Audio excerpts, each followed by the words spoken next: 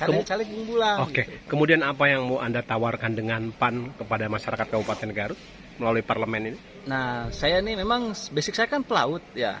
Saya banyakkan saya sama tinggal di Jakarta. Jadi saya studi banding ya.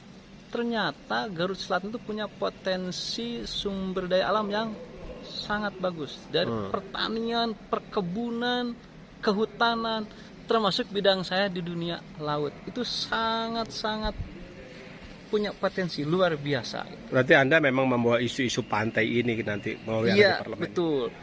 Nah, konsep saya semua itu mengembangkan konsep wisata. Wisata pantai, laut, wisata pertanian, wisata perkebunan, wisata kehutanan. Maaf agak sedikit nyeleneh ya.